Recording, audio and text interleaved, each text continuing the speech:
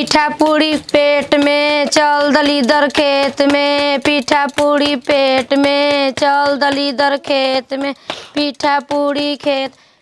अरे वहाँ नहीं क्या टूटत का हो कनिया का जी मम्मी? अरे दादा केवाड़ी होनी के सुता रही सा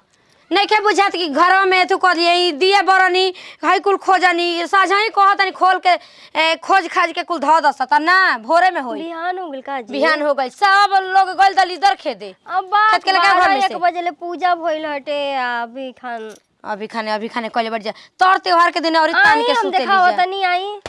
पीठा पूरी पेट में चल दलीदर खेत में, पीठा पूरी पेट में चल दलीदर खेत में, पीठा पूरी पेट में चल दलीदर। छोड़ दी ओनिया मत जाई ना तो खिसियाए लागो मुहा के। केवाड़ी बंद कइल जाला कि ना बंद कर जल्दी केवाड़ी। पीठा पूरी पेट में चल दलीदर खेत दलीदर बाबा सब इहन के दुख दूर कर दो। छोटकी का करतिया का जाने तबे से त चिल्लातनी बड़ जेठी जेबा ओकरा बुझाते नहीं खे। ए छोटको पीठा पूरी पेट में अरे आवाज चला जाओ खेत में सब लोग चल गए हम ही पिछुआ जातनी हो जी तना सफेद। अरे तोहनी के आवे से चल सब दुनिया जब पहुंच करे ना जगल हो जा तोहन जानी हो इहला तौरी तान के चले बागा चल तनी। पीठा पूरी बोला सरे पीठा पूरी पेट में चल दलीदर खेत। ओ घरी झगड़ा हो गई हम ना जेब में जाए के मन के करत तो ई बतावा जा बात बात पर जवाब देबू जा तो झगड़ा ना होखी आय का बात बात पर जवाब मान तने के धक्का धुकी होता तो तनी साइड ना हट गई नी भीड़ बाटे तो चला जा दूसरी ओर चले गीत गावे खातिर झगड़ा भई रहे कहत ऐसन के मार घरा में चिला चिला गावे लिसन ए जी का मुहवा नहीं के खुला तो चलो सा दूसरी ओर चलो सा गीत गावा सा अब ने खुश सीखले कह दे हम पतो गीत लगा पूरी पेट में चल दलीदर खेत में लिट्टी गाल में चल दलीदर खाल में। अरे हई हो घरवा हो चल दलीदर खाल में एक लिट्टी गाल में रुकी जी का आया जाइल बन देखी दिवा बूतो मत। एक लिट्टी गाल में चल दलीदर खाल में, एक लिट्टी गाल में चल दलीदर खाल में। अरे हटी जी का दहिया पोलर जाई बुझाता। एक लिट्टी गाल में चल दलीदर खाल में औने देखाई नहीं हां दलनिया देने हां चली आई चली चली चली मोय मारू गइली सन एने में ना एक लिट्टी गाल में चल दलीदर खाल में एक लिट्टी लो ई गाल तो में देवा बुत गिरे नम लबर लछने हनी रौरा हम धर, धर, धर, धर। बानी रवा एक पीस दे हम का जल्दी का ये दलीदर बाबा दलीदर में भाई खोखाओ निके में सलाई में अली आई जी मो चल से अथी करम जा जाके हमनी के जल्दी लेके आई जाई धरा के लेके आई जा कोने झूमर जन पड़ी ह ले से खा दे सलाई बधर का है सर से करा आवे कोई हां हां आ पीठा बनावे कोई हां आ दलीदर के दी खाली उल्टा सीधा बतिया आई ना आ का करे मी गाई नाची ना जी। हां हां दादा बाप हो बाप गाई नाची ना जी चलम रे बोनू हम का कर जाई। अरे काजर लगवा लेम डाउन उड़ सेक लेम कहतनी रोज गोड़ में दर्द देबा चली ओकरा से अथी हो जाला दर्द अथी हो खत्म जाला। होला। बालू का कि जाके फुकवा लेम त ठीक हो जाई। अरे ना जी आदमी मार अथी सेकेला मोय देही एड़ी ओड़ी मोय सेक लेम ना फाटी मरद ना जाला सुनो झूग लइका रह जा तम जात रह जा पागल हई जी मोय मरदे न थी जरावेलन जा ओने जाई हेने 4 गो कुकुर फाजी असन त आदि उल्टा सीधा खाली करी ना रुकी रुकी रुकी धइ लेबे दी हमरा के हम जातन हनु हाँ। देख हम दूध धइ लेबनी बिलार मत पियो। एक लिट्टी गाल में चल दलीदर खाल में आ, एक हिसाब से लिट्टी आई, गाल हिसाब से में, करा। चल दलीदर का हो जेले बानी जी पानी जी मम्मी जी का जरा जल्दी आ तनी से छोड़ दे ले जाके पानी में परवाह कर देबे के कर। आही दादा मैं ठीक लेन जा का जी रे सब है दी हमो कजरा पारी हमार दियरिया हमार दिए जो भूला गई जी जल्दी जल्दी में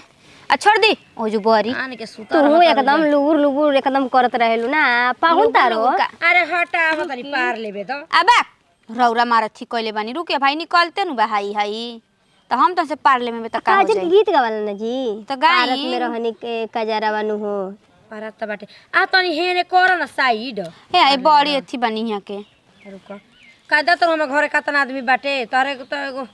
आ काहे हां हां काहे टिक देम गाई जी गीतिया सुनसान बैठल बानी दे कौन गीत ये गावला जी मम्मी आ जी भजने गा दी ना भोजन न गावाला का गावाला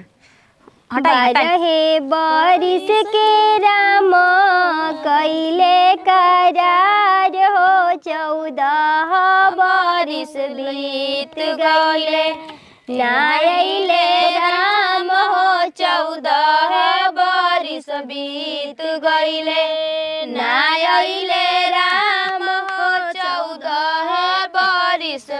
बारहे बारिश के राम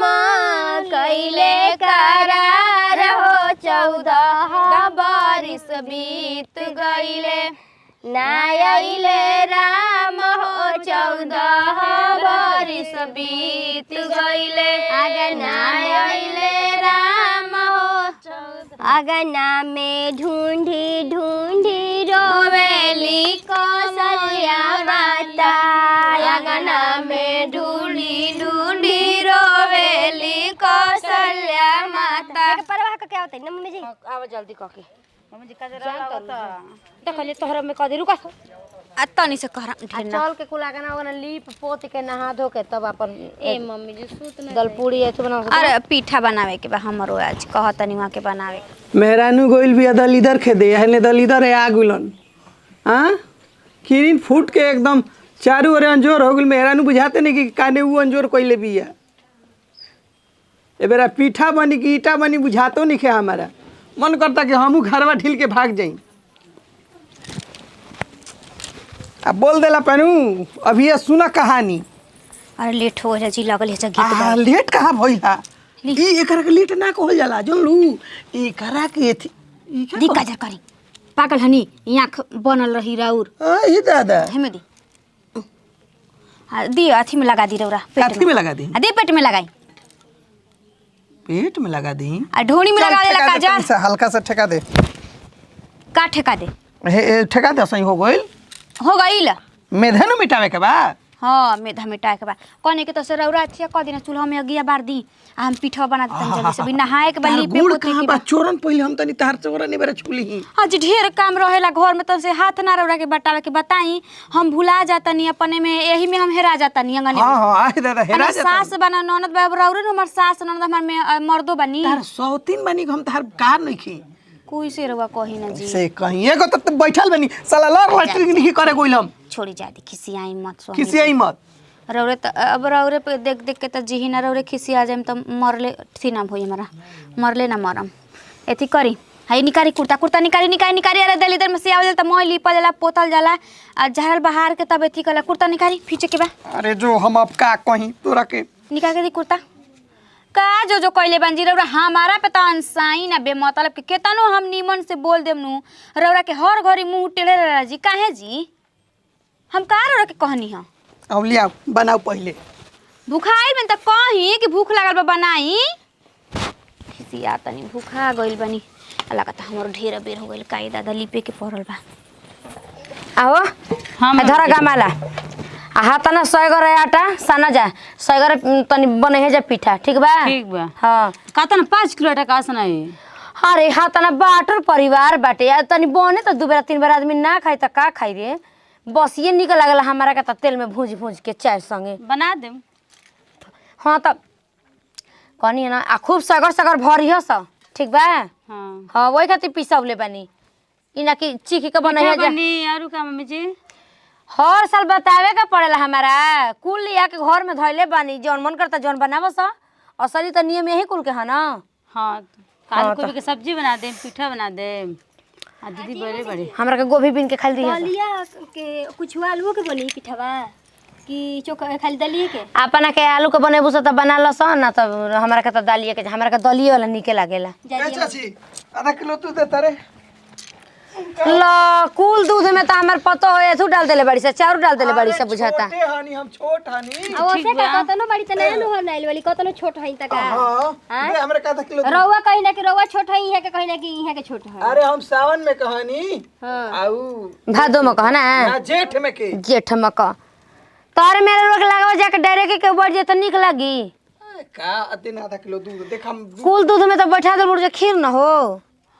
हां तो बैठिए गेल अब तो देखो तनी रुक बैठ अब तो देख अब का निकाल के देब का खीरिए दे देम तनी तो दे देनी मेहरानुआ गोर ले दलीदर खरीदे हम लागू लग जे दे दीदी रुपया आटा सान दे तने दलीदर खरीदबो करेला का रे ना खदरे रे अच्छा खद अरे नती तू लबा है छोटे पका जाना तो नहीं खे दूधवा पी गेल बिलाई हमारा नींद लागुल है हम ले जाको में डाल देम तो का तना मेहरारू से डराता यही सने लइकन का मेहर मौग कहल जाला रुक देखो तनी हमार लइका के वाला दे दे दे दी बताव डरने ए दादा कैसे कहता रुक देखो तनी अजी अरे और मौगी एम की परी असो अकेले ही दलिदर खेदे गई रहनी का कहताड़ू अकेले ही दलिदर खेदे ऐसे जन कह हाँ अकेले हाँ मर्दे झूठ झूठ हर एक साल रउआ दिया देखावत रही तो वहाँ के सूप फटकत रही एम की परी अकेले ही फटकत गई ई कह हमर देखो करेजा धक देना कह देला ई ऐसे कह कि अकेले गुरले हम साथे ना गुरे हम जानी कि अकेले ने ओने कोई रहे ई हमने तो हम क्लास वो हद बतिया तनी